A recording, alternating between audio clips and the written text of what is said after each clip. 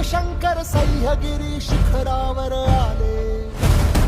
हे सळसळ सळ रणकंटक तलवारी वज्रमूठ सरसावून भाले.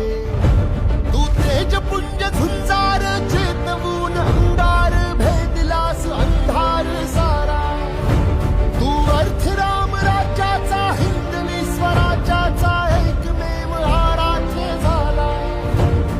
दुष्ट दुर्जनासी संहारले, पातशाहीला तू ललकारले.